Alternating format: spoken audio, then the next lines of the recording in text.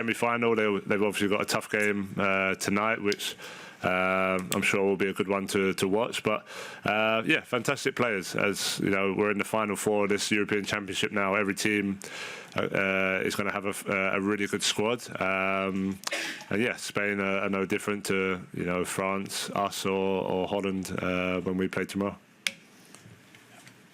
Hi, it's Mareike Zek for German Radio. I would like to know both your opinions on the debate about having extra time or not. Like, should we get rid of it the next tournaments? Yeah, that's not really for me to. You have to run around. I don't. I know. Yeah. No, look, it's a good question. I'm not quite sure, to be honest. Of course, there's been some great moments in extra time where teams find a goal just like Spain did in the last minute, and there's times where you can see both teams are really tired, and they're probably both waiting for penalties and then taking their opportunity from that point of view. So yeah, I don't mind it. I don't mind extra time. It always feels amazing when you come through it, and whether that's the end of extra time or penalties, you really give everything that you've got in those moments. So there's something special about coming through those moments and building that togetherness from that. But yeah, ultimately, it's not in my hands. So I'm sure whoever makes those decisions will make the right one. Question from the very back. Hi Gareth, Carl Matchett from The Independent. You spoke after the Switzerland game about several players being very much exhausted, and Harry was basically out on his feet when he came off, and Jude before penalties as well. You only made one sub against Slovakia before the 84th minute and none against Switzerland before the 78th. So just wondering if that is either a concern for you or part of your plan for those both games and going forward as well. Obviously, you didn't make the 6th extra time sub either. Yeah, I mean, I think there are different reasons for making changes. We were happy with the way the team were playing in a couple of those games. There was a game we made a substitution at half-time, so we don't have a preconditioned way of operating. You're always looking at the physical freshness of the team, the balance of the team, how the team are performing individually, whether changes are actually going to improve what we're doing or not. So they're the assessments that you're always making. Clearly now, it's a strange thing, in the biggest games you get less time to prepare, less time to recover, so you would assume the biggest matches you have the best preparation, but we haven't really been able to get on the training pitch. You're just walking through things or covering things in meetings, so there is a different physical aspect now, but all of the players are going into this game in good condition, recovered well. Over the next 24 hours, we keep assessing people, and the game will take us in a certain direction tomorrow that will make those decisions for us. Hello, this is Eric from NRK Norway. Question to Gareth. Marcelo Bielsa said that football is becoming less attractive and that players who deserve to be watched will be less because football will benefit the business. What is your opinion on that? It's difficult for me to say because I don't know the context to his comments. So, yeah, I don't know what he was asked and why he made the observations that he did. Well, a question. Hi Gareth, Joe Rawson, Sky News. Could be a rare occasion where the Dutch fans outnumber England fans in the stadium tomorrow. What have you done to prepare for what's promising to be such an intense atmosphere? I think our players are used to it. One of the great things about this tournament has been the atmosphere in the stadium, the fact that so many supporters of every team it's been a different sort of feeling for our players compared to definitely the last two World Cups, and of course the last Euros was affected by restricted attendances. So it's definitely added a different feel to the games, a different intensity to the games. But our fans, whether there are more or less, will make themselves heard, I'm sure, and it will be a brilliant, colourful occasion because, my memories of playing against Holland with the orange in the stadium are really vivid. So, in the end, the players want to play in those sorts of occasions, these are the matches we want to be involved in. It's why we're involved in football, and particularly international football. You live for the tournaments. That's where we step up, and we're looking forward to that occasion. Hi, both. James Ollie from ESPN. Good luck tomorrow. Gareth, you mentioned earlier that the squad you felt was bonded in recent weeks.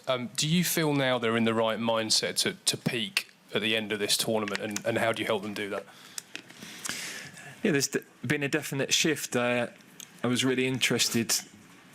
As a coach, sometimes you take a step back and you observe, and one of the strengths of us over the last 7-8 years has been less fear, less inhibition.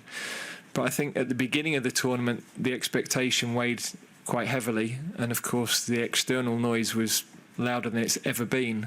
So I felt we couldn't quite get ourselves in the right place, and in the end, what was impressive was that the players ground it out. They ground results out and found ways to win. I felt that shifted once we'd got into the knockout stage, and definitely in the quarter-final. I thought you saw a better version of us with the ball, freer.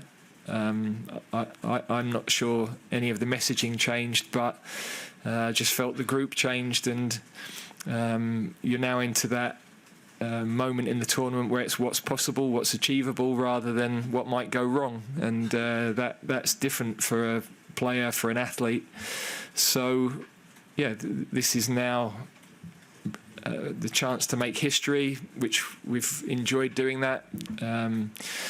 Chance to get to the first final, not held in England, first time England will have ever done that. So we're trying to break new ground. That's difficult and it's complicated, but the players have responded brilliantly, and the resilience that's been built. You can bond. We've been very fortunate. We've had Ed Sheeran in to sing, and it was great. The players had a couple of beers before the last game. You can bond in that way, but when you're having to head the ball out your box in the 92nd minute, and you're having to find a goal in the 96th minute, there's nothing stronger than that for building the spirit of a team. Hi Gareth, Dan Kilpatrick, Evening Standard. I just wondered what kind of game you're expecting tomorrow. Do you expect it to be more open, or are you expecting the Dutch to sit in and kind of make it difficult for you like the other teams have done? Well, that wouldn't be normal for the way Dutch teams play, and it's not what we've seen from them.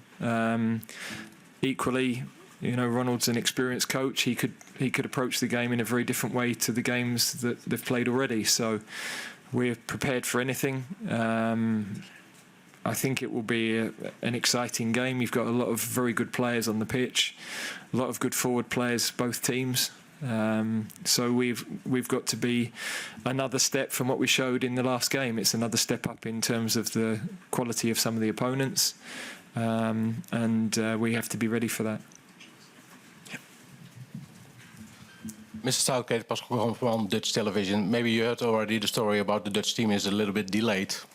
A little bit of more delay because they travel by train. It's not possible, and they have to take a plane. Do you think it has some influence on their preparation, and what would your reaction be if it's happened to you?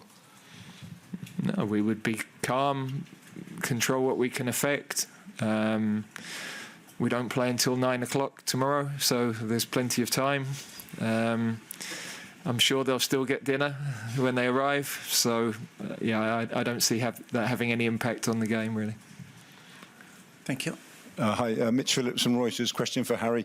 Could you, Harry, talk about the difference in mentality for you and some of the players around you from 2018, when that was like a first semi-final, and now you're looking at a third, and this is becoming a kind of routine, if you like. Is it a different mindset for you, the way you're going into this game now? Well, I think you just use the past experiences to help you. We've got a lot of players who have, experienced big games on an international level and also big games at a club level. So you try and use all that experience over, the course of your career to prepare you in the best way possible. And control the nerves and control the excitement. So yeah, tomorrow night will be no different. You know, we, like I touched on earlier, we had a goal and we had a target of where we want to be and what we think is achievable. And you know, step by step, we've been getting closer to that target. And yeah, we prepared tomorrow like we prepare any other game. And I just think, you know, during the game, you lean on experiences, you lean on, you know, the leaders in the team who have been there and done that to help maybe some of the players who haven't. But ultimately, it's about going out there and taking the opportunity with both hands. You know, we've put ourselves in a great spot, and yeah, we've got, you know, a big game tomorrow to reach back-to-back finals in the European Championships. It'll be an amazing achievement, and we have that opportunity to go and do that. We'll take 3 last questions. Thank you. Harry, it's Oliver Kay from The Athletic. When the manager's talking about the noise that there was at the start of the tournament in the group stage especially, and the pressure, expectation, did you as players, and as captain in particular, did you do anything different? Did you have meetings and grab them all together, especially the younger players, and spell out any different message to help them through it? No, there wasn't no meetings. I think, you know, as one of the leaders, as the captain in the team, you're always talking to your players. You're always talking to, you know, especially the newer players. They're always asking you questions about experiences, etc. And yeah, I think we do a pretty good job of preparing all the players, you know, before the tournament of, you know, what tournament football is like. Because of course, you have to go out there on the pitch and yeah, perform well and do that side of it. But tournament football, there's a lot that goes into it. There's a long time away of each other, a lot of preparation, a lot of time in the hotel. There's a lot of media attention. So it's about dealing with all of that. And I think, you know, over the years, since Gareth's been here and, you know, since I've been captain, we've handled that really well. And this tournament has been no different. Like the expectation has maybe been a little bit different from the start, and maybe the noise has been a bit louder, but I think we've all handled that really well. And like I said, some players will use it as motivation, some players will block it out, and ultimately it's just down to what we want to achieve. And we have a really close togetherness, not just players but staff as well. And you know, we've all been in the same direction for a while now, and yeah, that's all we're thinking about. In the back. Hi, Eric Peters from Germany. Question to both of you. You are trying to learn a bit of German. How is it going? Do you already know the German word for European champion? I don't. No, strangely, it wasn't one I looked for either. So I know how to turn right at the underground station, but that's about it, I'm afraid. So. Thank you. Yeah. Last question over here, please. Thanks. Hi, Harry, Marcel van der Kraan, Dutch Telegraph. What kind of battles have you had over the years with Virgil van Dijk? Can you describe them a bit? What sort of duels you had? And are you actually happy to play him tomorrow, or would you rather have had Matthijs de Ligt, who you have known a little bit more now? Yeah, no, of course, Matta has been a teammate of mine now for the last year. Fantastic player, fantastic guy. Obviously, yeah, I'm not sure if he's going to start tomorrow or not, but if he does, you know, we've had a lot of battles in training, so I'm sure tomorrow will be no different. And yeah, in terms of Virgil, we've had, you know, some really good battles over the year, from when he was at Southampton, at Liverpool. A lot of tough games, a lot of big games, and yeah, sometimes he's won that battle, sometimes I've won that battle. So, you know, tomorrow night will be a tough game. Whoever plays will be tough opponents, and yeah, I'll always, you know, prepare in the same way of trying to make their life as uncomfortable as possible. But I'm sure he'll try and do the same to me. So yeah, I enjoy playing against the best players in the world. That's what you play football for. That's why you want to play these games, and I'm looking forward to that challenge tomorrow. Thank you very much. Thank you. Thank you.